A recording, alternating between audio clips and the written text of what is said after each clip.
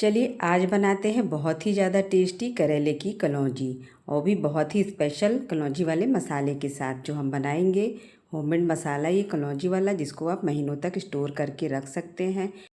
ये बिल्कुल ख़राब नहीं होती है। तो चलिए इस रेसिपी को बनाना शुरू करते हैं। तो यहाँ पे मैंने ले लिया है करेला, इसको अच्छे से धो लिया था। अभी क्या करेंगे, इसको अच्छे से हम छील लेंगे इसके ऊपर का छिलका। तो जिससे आलू छीलते हैं उससे आप चाकू से या छीलनी से इसको छील लीजिए। तो यहाँ पे मैंने इसको छील लिया है और छीलने के बाद इसको वापस से धो दिया है। अब इसको हम क्या करेंगे कि कट लगाएंगे बीच से कट लगा के इसके सारे सीड्स को निकाल लेंगे। तो यहाँ पे आराम से चाकू से इसको इस तरीके से कट लगा दीजिए और कट लगाने के बाद करेले के बीज को हम निकाल लेंगे। तो यहाँ पे हमको क्या करना है, इसको इस तरीके से हम ये जो चम्मच है ना उसके पीछे वाले हिस्से से करेले को के बीज को निकाल लेंगे। आप चाहे तो उंगलियों से भी इसको निकाल सकते हैं, लेकिन इसके बीज हार्ड होते हैं तो ये लग जाते हैं उंगलियों में, इसलिए आप इसको इस तरीके से चाकू से या फिर स्पून से आप निकाल सकते हैं। तो यहाँ पे मैंने इस तरीके से इसको करते हुए निकाल लिया है सारे बीज को। तो आराम से आप इसको निकाल लीजिए। कलौंजी बनाने के लिए इसमें बहुत सारे लोग इसके छिलके का भी यूज़ करते हैं, लेकिन मैं नहीं करती, क्योंकि इसमें आजकल बहुत ज़्यादा सब्जियों पे दवाइयों का छिड़काव होता है तो अनहेल्दी हो जाता है। अगर सब्जियों का आप छिलके का यूज़ करें तो अगर ऑर्गेनिक सब्जियां तो इसकी छिलके का आप यूज़ कर सकते हैं। तो यहाँ पे मैंने सारे बीज को निकाल लिया और इसके अंदर के जो हार्ड वाले बीज होते हैं ना उसको भी मैंने निकाल के साइड कर दिया है, क्योंकि वो बहुत ज़्यादा हार्ड होते हैं तो दांतों के नीचे जब आते हैं तो मुझे तो बिल्कुल पसंद नहीं है। अगर आप चाहते हो उसको डालना तो डाल सकते हैं या फिर निकाल सकते हैं। तो ये देखिए मैंने यहाँ पे इसको निकाल के साइड कर लिया है। करेला बहुत ज़्यादा कड़वा होता है तो खाने में ये ज़्यादा कड़वा ना लगे, इसके लिए इसके ऊपर मैंने आधा चम्मच मैं इसके ऊपर डाल दूँगी नमक डाल के इसको कम से कम आधे घंटे के लिए छोड़ देंगे, जिससे इसकी कड़वाहट निकल जाए, इसका जो पानी होता है वो निकल जाएगा। तो ये थोड़े से खाने में अच्छे लगेंगे, इतने कड़वे नहीं लगेंगे। तो यहाँ पे मैंने आधा चम्मच नमक डाल दिया है और हाथों से इसको रब कर देंगे, जिससे नमक पूरे करेले में अच्छे से लग जाए। और इसको इसी तरीके से सारे करेले को हम रब करके लगा देंगे और छोड़ देंगे आधे से 1 घंटे के लिए। तो ये बहुत ही अच्छे से इसकी कड़वाहट निकल जाती है। तो यहाँ पे मैंने छोड़ दिया और चलिए अब मसाले की तैयारी कर लेते हैं।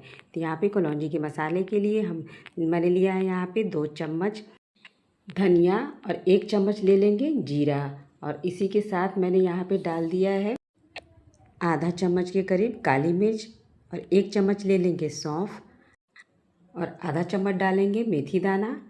तो ये सारे मसाले डालने के बाद अब इसमें डाल देंगे 2 चम्मच सरसों। तो काली सरसों हो या फिर पीली सरसों जो भी हो, आप इसमें 2 चम्मच डाल दीजिए। और फिर उसके बाद ये सारे मसाले यहाँ पे मैंने डाल दिए। अब बारी आ गई है लाल मिर्च, जितना तीखा आपको पसंद हो उस हिसाब से मैं इसमें आप लाल मिर्च डाल सकते हैं। तो मैंने 5 इसमें लाल मिर्च डाल दी है, ये बहुत तीखी वाली है। तो इसको डालने के बाद अब गैस की फ्लेम को मैंने ऑन कर दिया है और इसको मीडियम फ्लेम पे चलाते हुए इसी तरीके से भूनेंगे, जिससे बहुत ही अच्छी सी खुशबू जब तक आने ना लगे मसाले से तब तक आप भूनते रहिए इसको। तो अच्छे से इसके यहाँ पे भूनने के बाद बढ़िया सी खुशबू आने लगी है इसमें। तो बस बहुत ज़्यादा इसको नहीं भूनना है, जब तक इसमें खुशबू आने लगे बस तभी तक इसको भूनना है। तो ये मसाले बहुत ही बढ़िया से भून चुके हैं, बहुत अच्छी खुशबू आने लगी है। तो यहाँ पे अब गैस की फ्लेम को बंद कर देंगे और इसको ठंडा होने के लिए रख देंगे। और जब ये ठंडा हो जाए तो इसको पीस लेंगे मिक्सी के जार में डाल के। तो यहाँ पे मैंने इसको ठंडा होने के बाद डाल दिया मिक्सी के जार में, और फिर उसके बाद 1 कटोरी के लगभग यहाँ पे आमचूर पाउडर मैंने डाल दिया है। अगर आपके पास आम वाली खटाई हो तो वो डाल दीजिए। आधा चम्मच डाल देंगे हींग, और ये सब कुछ डालने के बाद इसको पीस लेंगे। तो इसको आप महीन पीस लीजिए, और पीसने के बाद इसको यहाँ पे देखिए पीस लिया है मैंने। और पीसने के बाद इसको निकाल लीजिए, और निकालने के बाद इसको आप एयर टाइट डब्बे में बंद करके रख लीजिए। और जब भी आप इस तरीके की चीज़ें बना रहे हो तो आप इसमें बहुत ही आसानी से इसको यूज़ कर सकते हैं। तो यहाँ पे मैंने आधा चम्मच डाल दिया अजवाइन, और आधा चम्मच डाल देंगे कलौंजी मंगरेला या फिर ऑनियन सीड्स। और ये सबको डालने के बाद इसको मिक्स कर लेंगे और रख दीजिए इसको बहुत ही अच्छे से एयर टाइट डिब्बे में महीनों तक रखेंगे। अगर ज़्यादा भी बनाना चाहते हो तो बना के रख लीजिए, ये कभी ख़राब नहीं होते हैं। और अचार भी बनाना हो तो आप इस मसाले से बना सकते हैं। तो यहाँ पे अब मसाले को कर देंगे साइड में और ये करेले को देख लेते हैं। तो देखिए बहुत इसमें पानी रिलीज़ हो गया है, मतलब इसकी कड़वाहट बहुत हद तक कम हो गई है। तो इस तरीके से हल्के हाथों से दबाते हुए इसके सारे पानी को मैंने निकाल लिया। वापस से मैं इसको धो लूँगी पानी से।